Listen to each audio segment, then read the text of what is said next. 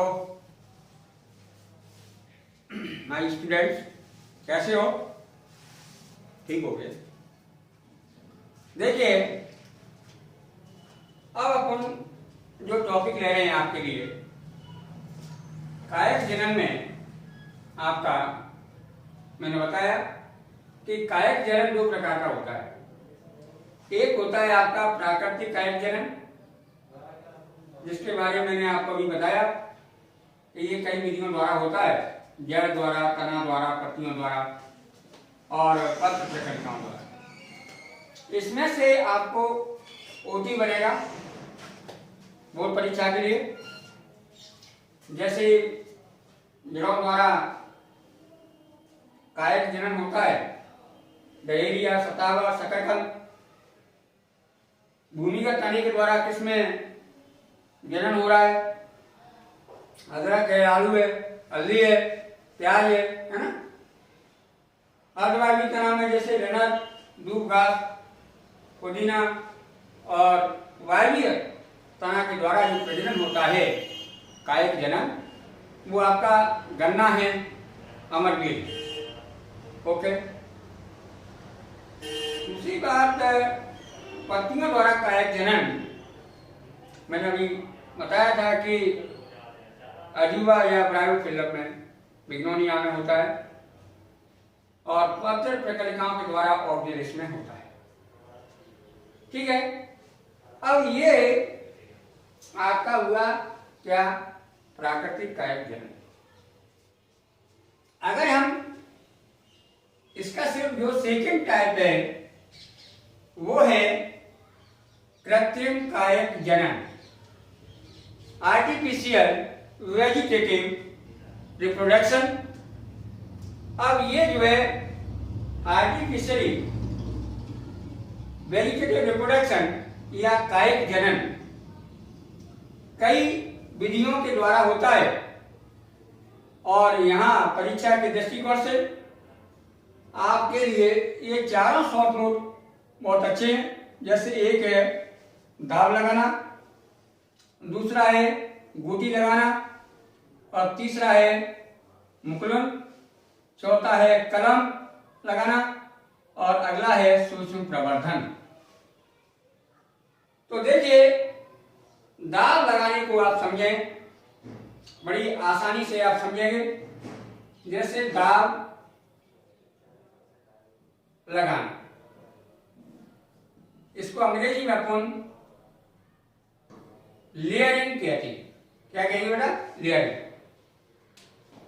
यह विधि उन पौधों के लिए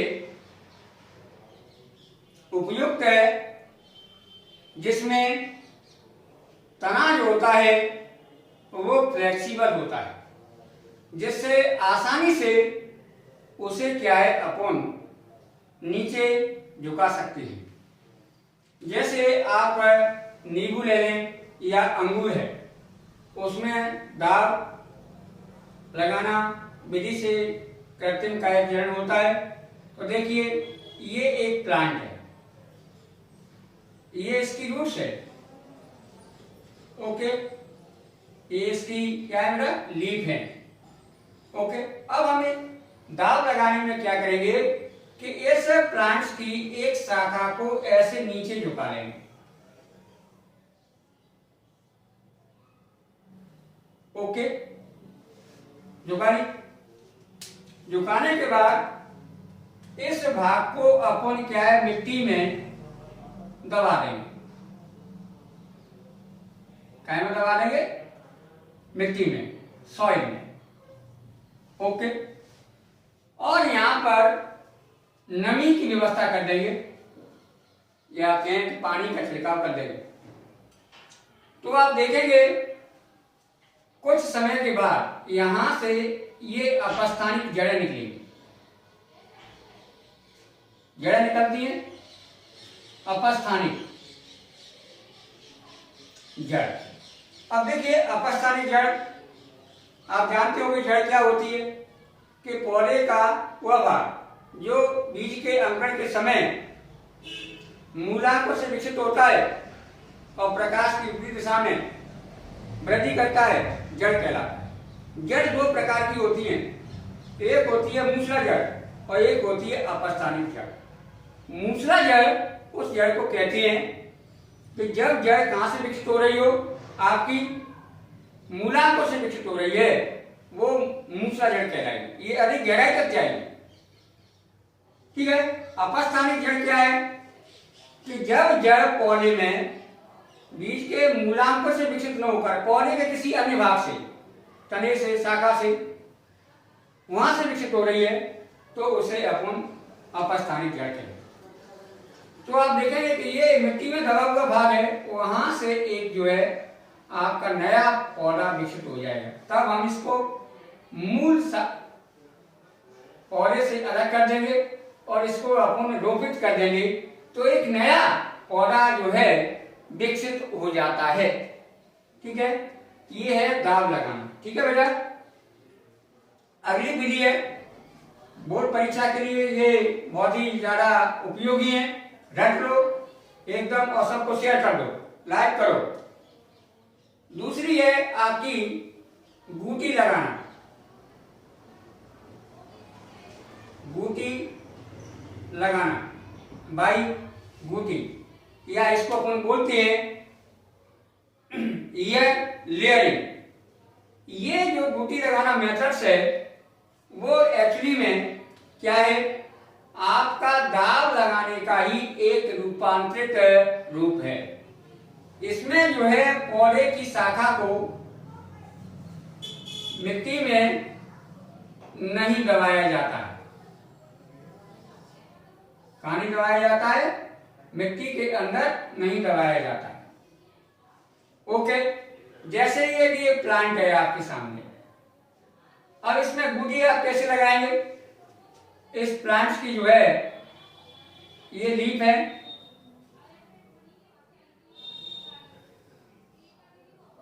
ये लीफ है,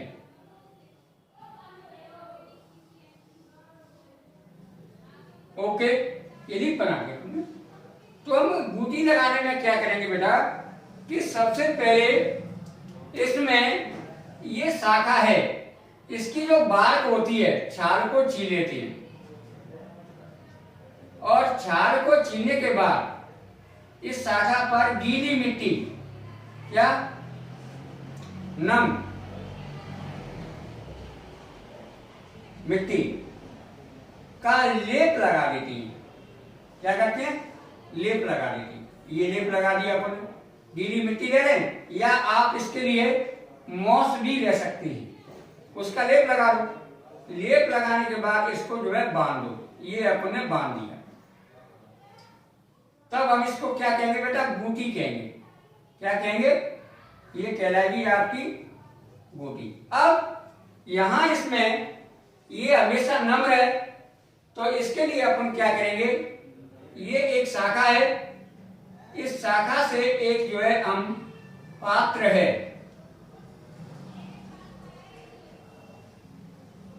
ये पात्र है, इसमें पानी भर देंगे और इसमें एक सूक्ष्म छिद्र कर देंगे और बारीक रस्सी इसमें प्रवेश कराएंगे और इसको ऐसे भेजेंगे और इसको इस शाखा से लटका दिया।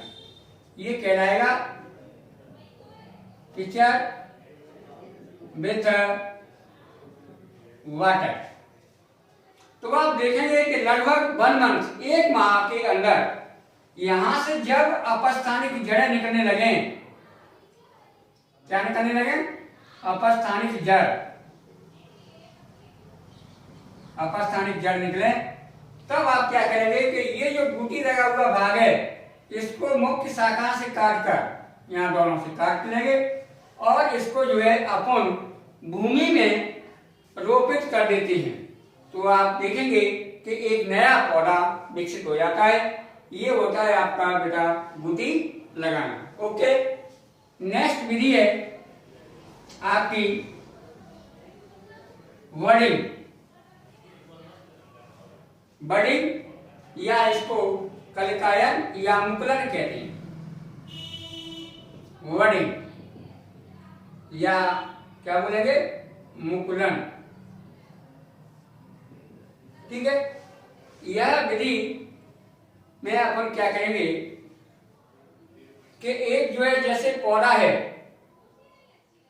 उस पौधे से चाकू की सहायता से एक कलिका युक्त भाग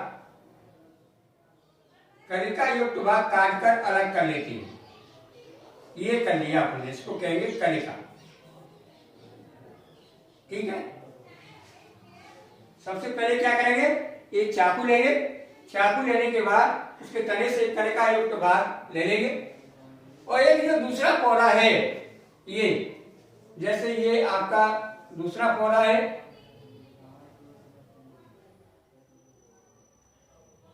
ये आपका दूसरा पौधा है। इस दूसरे पौधे में हम क्या करेंगे कि चाकू की सहायता से आई के आकार का शेप बना लेंगे। ओके। और इस शेप में लेकर इस कटे हुए कलिका को यहां पर फिट कर देंगे। जैसा कि मैं ये कलिका यहां फिट कर दी गई। ओके, इसको बांध दिया।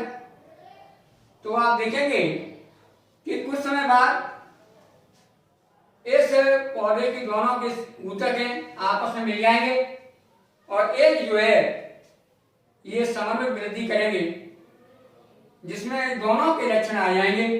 तो इसको बोलेंगे अपन मुकुलन या वडिंग, या इसको अपन कहते हैं एक और है चश्मा चढ़ाना। चश्मा चढ़ाना भी कहते हैं इसको। ओके। नेक्स्ट विधि,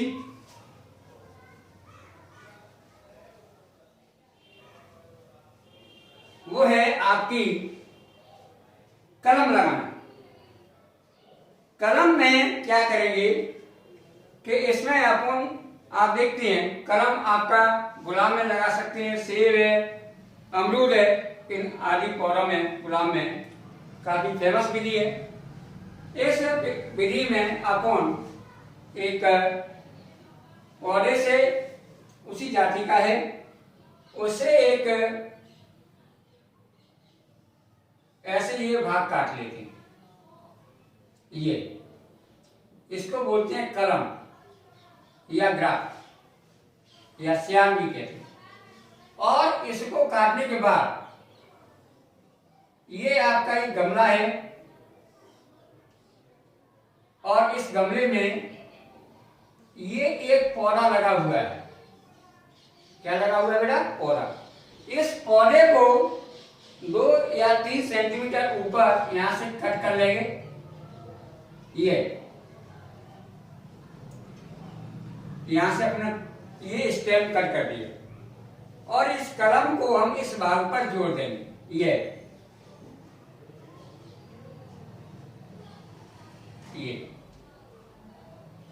ये पौधा कहलाएगा, नीचे वाला भाग स्टॉक, और ये कलम कहलाएगा। तो आप देखेंगे कि कुछ समय बाद इन दोनों भागों के ऊतक आपस में मिल जाएंगे और समन्वित वृद्धि करेंगे, जिससे एक नया पौधा जो है डेवलप हो जाएगा। ये कहलाएगा आपका ग्राफ्टिंग या कलम लगाना। यह विधि गुलाब है, सेब है, अमरूद है आदि में काफी उपयोगी है। ओके। नेक्स्ट है आपकी, वो है क्या? सूक्ष्म प्रवर्धन, जिसको अपन माइक्रो प्रोपिगेशन कहते हैं। क्या कहते हैं? माइक्रो प्रोपेगेशन, या हिंदी में सूक्ष्म प्रवर्धन। देखिए, यह एक ऐसी तकनीक है जो ऊतक संवर्धन तकनीक पर आधारित है। ये किस पर आधारित है? ऊतक संवर्धन तकनीक पर आधारित है, जिसमें अपन क्या करते हैं कि जैसे कोई पौधा है, उस पौधे की एक सेल है, क्या है बेटा, एक सेल है, सेल या टिश्यू है। टिश्यू क्या होता है, कोशिकाओं के समूह को अपन टिश्यू कहते हैं या ऊतक कहते हैं। क्या कहेंगे, टिश्यू या ऊतक कहते हैं। अब या अंग को भी आप ले सकते हैं, ठीक है। फिर इसको लेकर अपन, इस सेल को लेकर एक परख नली में अपन पोषक विलयन भर देते हैं, जिसको संवर्धन माध्यम कहते हैं, वो भर दिया जाता है और सेल को उसमें डाल देते हैं। ऊपर से अपन कॉटन लगा देंगे बेटा, क्या लगा देते हैं, कॉटन, जिससे कोई इन्फेक्शन ना हो। ओके, तो आप देखेंगे आफ्टर सम टाइम इस सेल में डिवीजन होगा, क्या होगा, डिवीजन होगा, जिससे जो है एक कोशिका का अविभाजित गुच्छा सा बन जाता है। ये क्या बन जाएगा, गुच्छा बन जाएगा। इस गुच्छे को अपन क्या कहते हैं बेटा, कैलस कहते हैं। क्या कहते हैं, कैलस कहते हैं।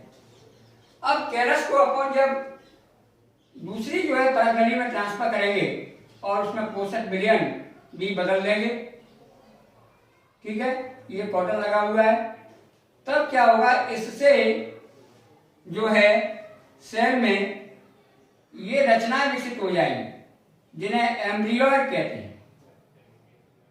क्या कहेंगे, एम्ब्रियोइड, एम्ब्रियोइड कहते हैं। बाद में क्या होगा कि धीरे धीरे इसकी ग्रोथ और होगी, डेवलपमेंट होगा, तब आपका इस तरीके से एक प्लांटलेट जो है डेवलप हो जाएगा, पादपिका या प्लांटलेट। जब प्लांटलेट विकसित हो जाता है तब इसको निकालकर अपन जो है खेत में रोपित कर देते हैं। क्या कर देते हैं, रोपित कर देते हैं और एक नया पौधा डेवलप हो जाता है। सूक्ष्म प्रवर्धन को आप इस तरीके से भी परिभाषित कर सकते हैं कि सूक्ष्म प्रवर्धन तकनीक ऊतक संवर्धन पर आधारित है, जिसमें किसी पौधे की एक सेल या ऊतक या अंग से कम समय में अधिक संख्या में पौधों को विकसित किया जा सकता है। जैसे आपका टेक्टोना ग्रैंडिस है